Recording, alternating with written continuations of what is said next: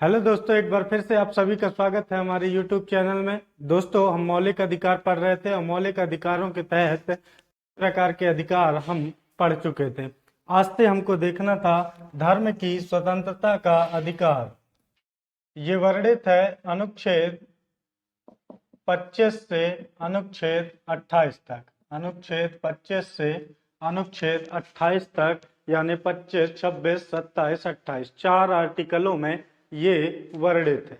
ठीक है, देखते हैं हम अनुच्छेद 25। ठीक है, अनुच्छेद 25 कहता है कि सभी व्यक्तियों को, किसको? सभी व्यक्तियों को धर्म को अबाध रूप से मानने की, अबाध रूप से मानने की, उसके अंतःकरण की, उसके अंतःकरण की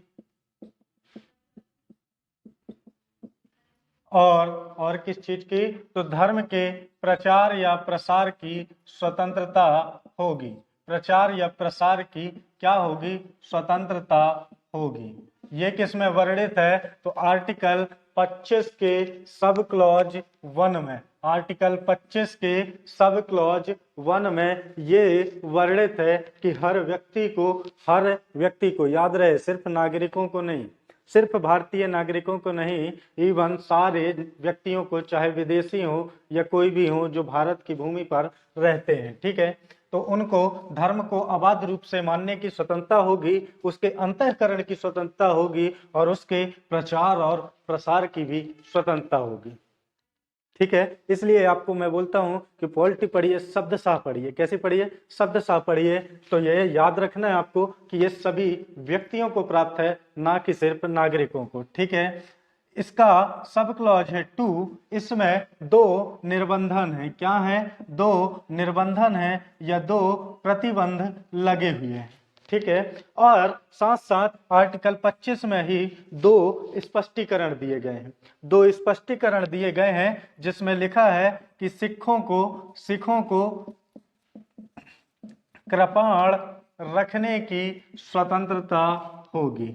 सिखों को जो इतने से चाकू रखते हैं वो रखने की क्या होगी? इनको स्वतंत्रता होगी। वो इनका एक धार्मिक सिंबल है। धार्मिक क्या है? सिंबल है। इसलिए उनको छूट दी गई है, क्योंकि आप सभी जानते हैं कि हमारे भारत में किसी को भी खुले तौर पर, सार्वजनिक तौर पर हथियार लेकर घूमने की परमिशन नहीं है। ठीक है, ये परमिशन सिर्फ सिखों को है। वो भी किसके लिए? तो कृपाण के लिए। ठीक है, वो इनका रिलीजियस सिंबल है। ठीक है, एक और स्पष्टीकरण दिया गया है। एक और स्पष्टीकरण दिया गया है कि जो हिंदू वर्ड है, इसमें हिंदू, सिख,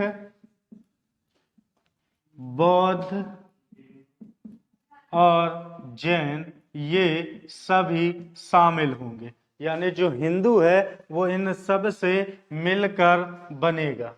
ठीक है, हिंदुओं में सिख भी शामिल हैं, बौद्ध भी शामिल हैं और जैन भी शामिल हैं। ठीक है, इसी से संबंधित, यानी आर्टिकल 25 से संबंधित एक केस आया था दोस्तों, फादर स्टान सोलिस। ठीक है, इनके नाम से 1977 में केस आया था और ये केस संबंधित था किससे दोस्तों? धर्मांतरण से। धर्मांतरण से, यानी आप जानते हैं आजकल क्या होता है कि जबरदस्ती धर्म परिवर्तन कराया जाता है। धर्मांतरण से संबंधित ये व्यक्ति सुप्रीम कोर्ट गए थे। ठीक है, कि क्या ये जो धर्मांतरण कराया जाता है ये मौलिक अधिकार है? ये मौलिक अधिकार है। तो दोस्तों, सुप्रीम कोर्ट ने कहा था कि आप किसी से दबाव डाल के धर्मांतरण नहीं करा सकते हैं, यानी आप किसी से जबरदस्ती धर्मांतरण नहीं करा सकते हैं। ये कोई मौलिक अधिकार नहीं है। ये कोई मौलिक अधिकार नहीं है। धर्मांतरण मौलिक अधिकार नहीं है। हाँ, व्यक्ति की स्वेच्छा है कि मैं इस धर्म से हटकर दूसरे धर्म को मानना चाहता हूं, तो व्यक्ति अपनी स्वेच्छा से ये कर सकता है, लेकिन ये मौलिक अधिकार नहीं है। ठीक है दोस्तों, आइए चलते हैं आगे और देखते हैं आर्टिकल 26। कौन सा आर्टिकल? आर्टिकल 26। ठीक है, केसेस भी आपको याद रखने हैं क्योंकि आजकल जैसे जैसे पैटर्न बढ़ रहा है तो केसेस को एक दो क्वेश्चन केसेस से संबंधित भी आ जाते हैं। ठीक है, फिर है दोस्तों आर्टिकल 26। आर्टिकल 26, ठीक है दोस्तों, आर्टिकल 26 क्या कहता है? आर्टिकल 26 का आर्टिकल 26 का ठीक है, ये क्या कहता है दोस्तों? ये कहता है कि कोई अगर चाहे तो धार्मिक संगठन बना सकता है। क्या कर सकता है? धार्मिक संगठन बना सकता है और उसका पोषण भी कर सकता है, पोषण कर सकते हैं। ठीक है, तो धार्मिक संगठनों को अब उनके पोषण को किया जा सकता है किसके तहत?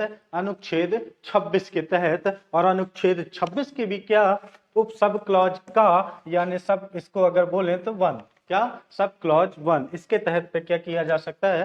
धार्मिक संगठन बनाए जा सकते हैं। दोस्तों संगठन बनाया जाएगा तो उसका प्रबंधन भी तो करना पड़ेगा, उसका मैनेजमेंट भी तो देखना पड़ेगा। तो खा में दिया है कि कोई भी जो संगठन बनाता है तो वो उसका प्रबंध कर सकता है, प्रबंधन कर सकता है। ठीक है, वकीलों के लिए स्वर्ग है हमारा संविधान। तो ये भाषा जो है तो वकालत वाली है। अभी आपको मैं सिंपल वर्ड में बता रहा हूं कि क्या लिखा है। धार्मिक संगठनों को बना सकते हैं, उनका पोषण कर सकते हैं, और फिर लिखा है कि उनका प्रबंधन भी किया जा सकता है धार्मिक तौर पर। ठीक है, फिर इसी का गा कहता है कि अब संगठन बना है तो संगठन का कार्यालय वगैरह तो बनाना पड़ेगा, कार्यालय वगैरह बनाना पड़ेगा तो धन भी चाहिए, धन भी चाहिए, और क्या चाहिए? जमीन भी चाहिए। तो स्थावर एवं जंगम, स्थावर एवं जंगम संपत्ति स्थापित की जा सकती है। यानी इस संगठन के नाम से, इस धार्मिक संगठन के नाम से स्थावर व जंगम संपत्ति को इकट्ठा कर सकते हैं। ठीक है, फिर घा कहता है कि ये संपत्ति है ना, ये संपत्ति है इन संगठनों की, ये अपने अनुसार लेकिन विधि के अधीन रहते हुए, अपने अनुसार लेकिन विधि के अधीन रहते हुए क्या कर सकते हैं? रहते हुए संचालन कर सकते हैं, संचालन कर सकते हैं।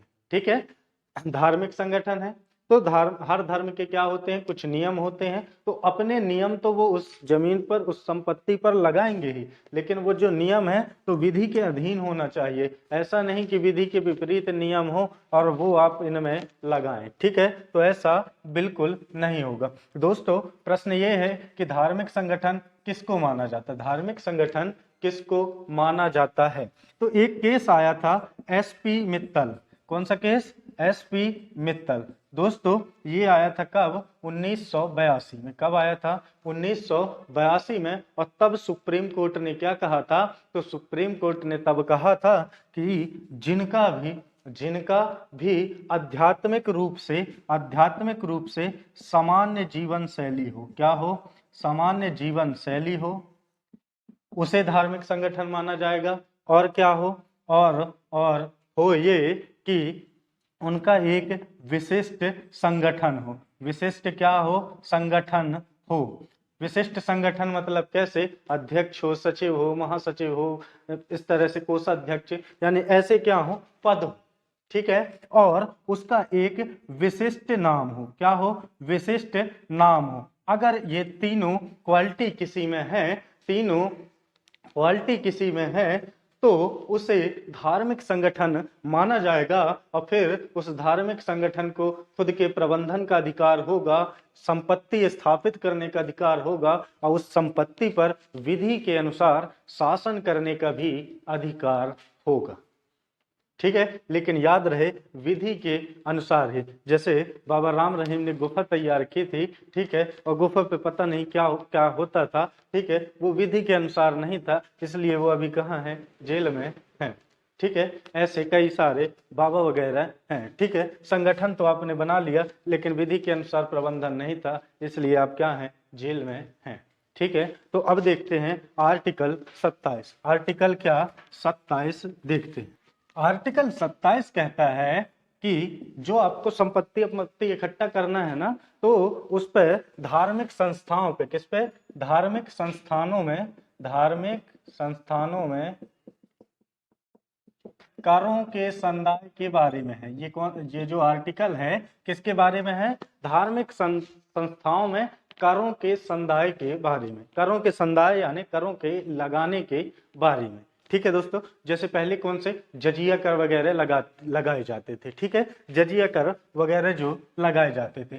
ठीक है, तो संविधान क्या कहता है, संविधान कहता है कि ऐसे कर नहीं लगाए जा सकते, कोई भी टैक्स नहीं लगाया जा सकता है। फिर भी आप देखते हैं कि कई मंदिरों में, कई जगह पे जाने पे क्या होता है, हमको कुछ ना कुछ अमाउंट देना पड़ता है, चाहे 10 रुपए या 20 रुपए पर्ची कटती है। ठीक है, तो उसे माना जाता है क्या, शुल्क। उसे क्या माना जाता है, शुल्क, फीस। क्या मानी जाती है, फी। ठीक है, उसे टैक्स में काउंट नहीं किया जा सकता है, टैक्स नहीं लगाए जा सकते हैं। हाँ, आप थोड़ा बहुत फीस यानी शुल्क के रूप में वसूल सकते हैं। ये कौन कहता है, आर्टिकल 27 कहता है। कौन कहता है, आर्टिकल 27। ठीक है, आपको याद रखना है। फिर है आर्टिकल 28। कौन सा आर्टिकल, आर्टिकल 28। ठीक है, आपको इत्मीनान से देखना है। अभी हमको अपने भारत की धर्मनिरपेक्षता की तुलना अन्य देशों से भी करके देखनी है। ठीक है, तो अनुच्छेद 28 क्या कहता है, अनुच्छेद 28 का एक क्या कहता है कि जो राज्य द्वारा संचालित संस्थाएं हैं, वहां पे धार्मिक शिक्षा जो है नहीं दी जा सकती है।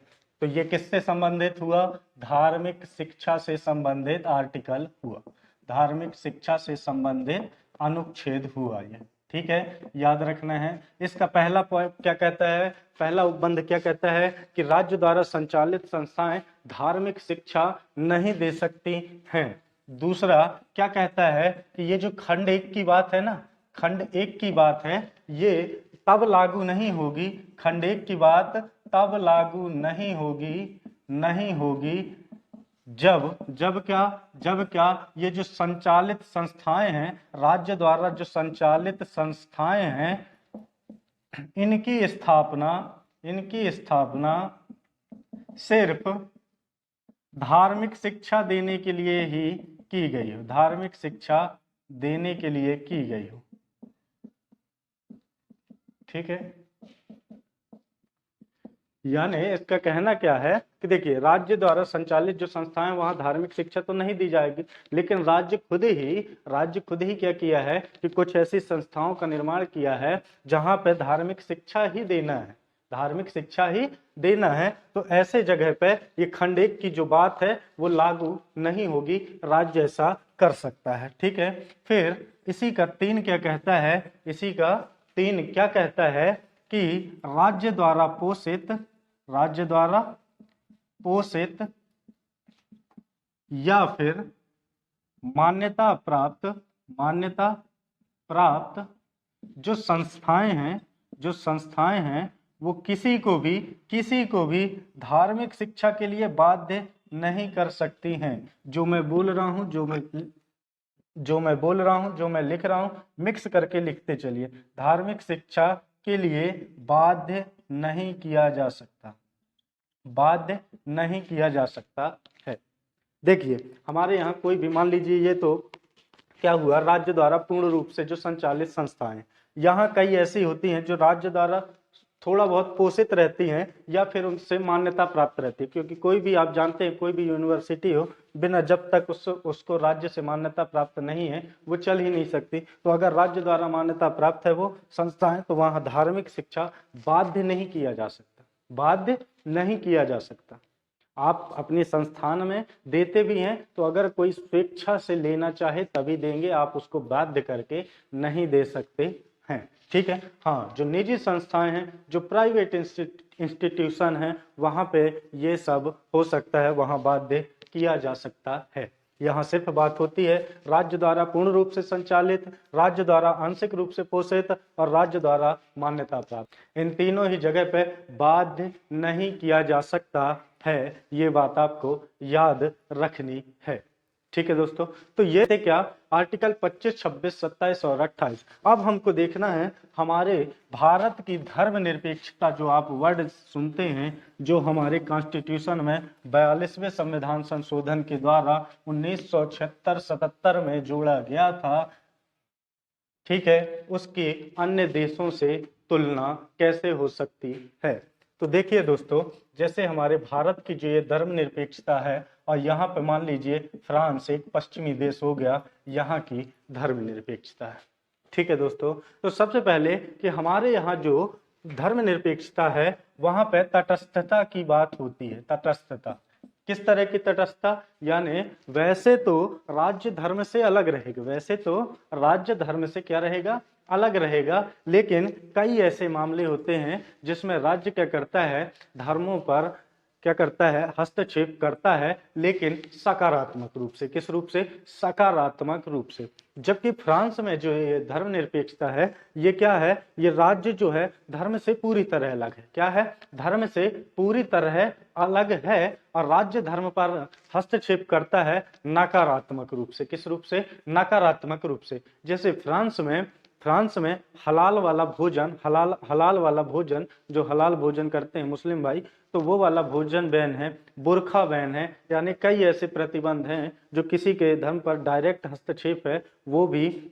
नकारात्मक रूप से। दूसरा, हमारे यहाँ जो है ये पूरी तरह से क्या हो गया, अलग हो गया।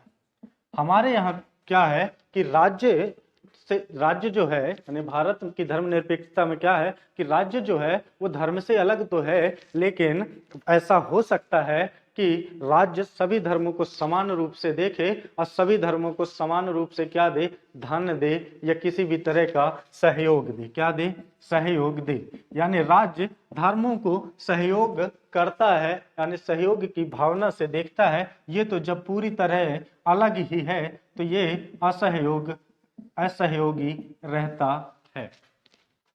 ठीक है, असहयोगी रहता है। दूसरा, हमारे यहाँ की जो धर्मनिरपेक्षता है दोस्तों, ये सर्वधर्म